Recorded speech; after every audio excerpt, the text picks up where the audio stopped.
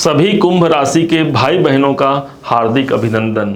एक बहुत बड़े आर्थिक लाभ को प्रदर्शित करता हुआ यह वीडियो आपके समक्ष प्रस्तुत है। आज हम समझने वाले हैं 3 ग्रहों के प्रभाव को। ध्यान दीजिएगा, एक ऐसे उपाय के विषय में हम चर्चा करने जा रहे हैं और ये उपाय नहीं बल्कि अचूक उपाय होगा जिसके माध्यम से हम आर्थिक रूप से बहुत अधिक संपन्नवान हो सकते हैं।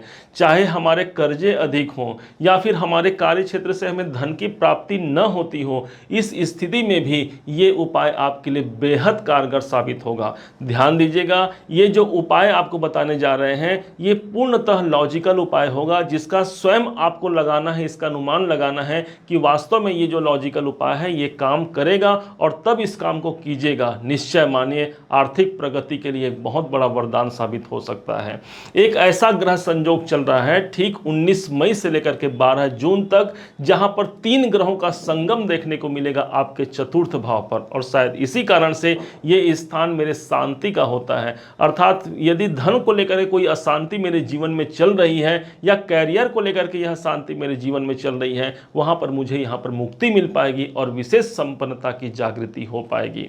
आज हम समझते हैं इस 3 ग्रहों के प्रभाव को और उस विशेष अचूक उपाय को। सबसे पहले आपको ध्यान होगा 1 मई सन 2024 का वो दिन था जिस दिन देव गुरु बृहस्पति ठीक आपके चतुर्थ भाव पर आए थे। हाँ, और साथ ही साथ यही देव गुरु बृहस्पति आपके धनेश होकर के आए थे। मतलब सदैव के लिए कुंभ राशि के वित्त मंत्री बनते हैं देव गुरु बृहस्पति। अब जैसे ही समय जाता है 1 तारीख का, 14 तारीख का डेट आता है, 14 मई के दिन में भगवान सूर्य नारायण जो कि आपके सप्तमाधिपति हैं, इनका ट्रांजिट भी, इनका गोचर भी आपके चतुर्थ भाव पर उपस्थित हो जाता है। अब जैसे ही 19 मई का दिन आया तब ही शुक्राचार्य जी महाराज आपके प्रबल योग कारक ग्रहों में और जो आपके भाग्य के स्वामी बनते हैं, इनका आगमन भी 19 तारीख को ठीक आपके चतुर्थ भाव पर उपस्थित हो गया, जिसके कारण से 3 ग्रह हमारे चतुर्थ भाव पर आ गए। अब ये जिस स्थान से आए हैं उस स्थान का इवेंट भी लेकर के आएंगे। जैसे कि एक तो शुक्रदेव प्रबल योग कारक हो गए, साथ में ये चतुर्थेश होकर के चतुर्थ भाव पर ही उपस्थित हैं। आप ऐसा समझिए कि एक ऐसा ग्रह जो अपने घर पर उपस्थित है, कितनी स्वच्छंदता से, कितनी स्वतंत्रता से वो अपना कार्य कर सकता है। जैसे हम अपने घर पर कोई कार्य को बिना किसी बाधा के कर पाते हैं, ठीक उसी प्रकार से शुक्रदेव आपके योग कारक जो हैं वो आपके उन्नति के मार्ग को अग्रसित करा पाएंगे, क्योंकि आपके भाग्याधिपति हैं। दूसरे तरफ से जो दूसरे ग्रह की बात आती है वो साक्षात सूर्य नारायण है।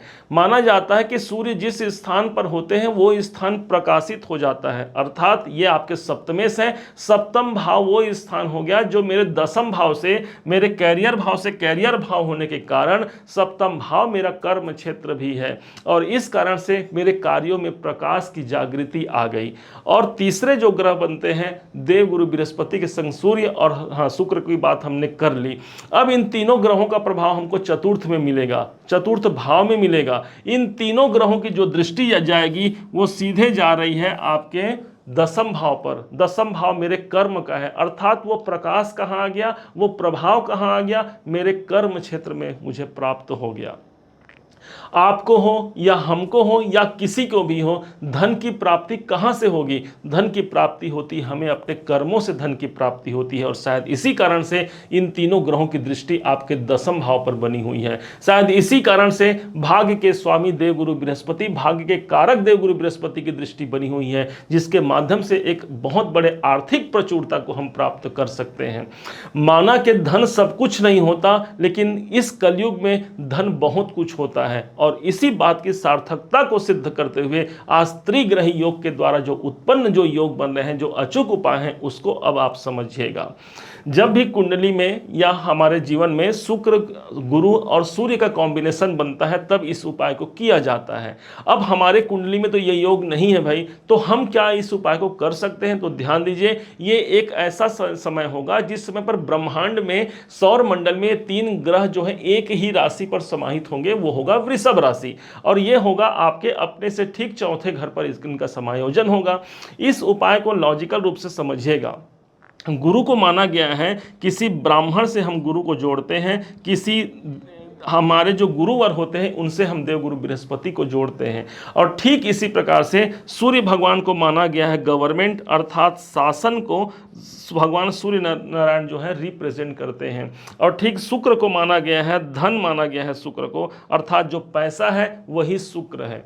इन तीनों का एक संग युक्ति बना लेना है, हमें एक संग इनका संबंध बनाना है। ध्यान दीजिएगा, ये इनका जो योग बना है ये 2 नंबर की राशि पर है, अर्थात हमने यहाँ 2 लिखा।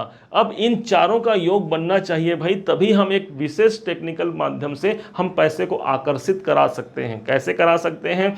आप जाइए किसी ब्राह्मण के पास अथवा अपने गुरुवर के पास जाइए, अपने हाथों से कुछ पैसे निकाल करके उन्हें दक्षिणा स्वरूप दीजिए और बदले में उनसे 1 रुपए का सिक्का या जो भी वो देते हैं उन्हें आप स्वीकार कर लीजिए।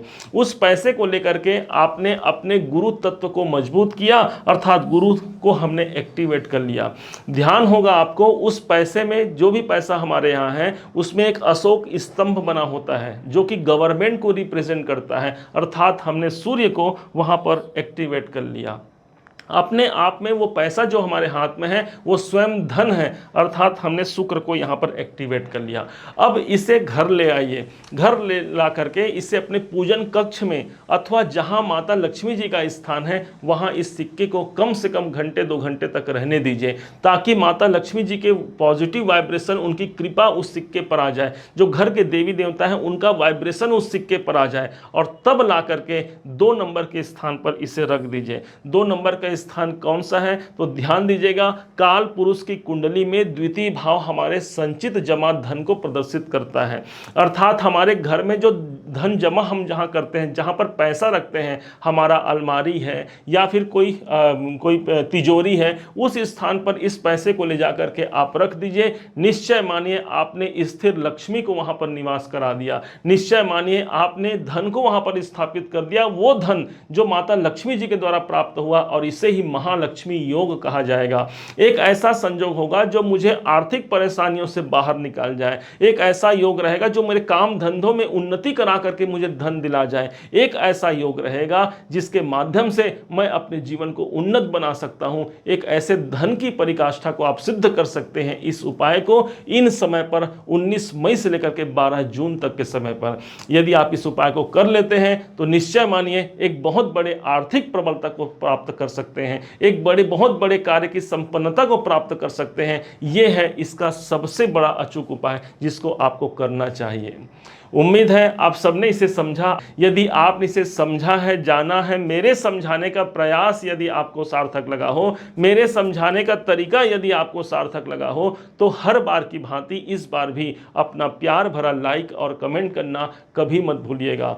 और हाँ, यदि अभी तक आपने चैनल को सब्सक्राइब नहीं किया है, सब्सक्राइब जरूर कीजिएगा। गुरु दक्षिणा के रूप में अपना लाइक तो जरूर कीजिएगा। पुनः एक बार फिर आप सभी का दिवस बहुत मंगलमय हो। इन्हीं शुभकामनाओं के साथ जय श्री राम।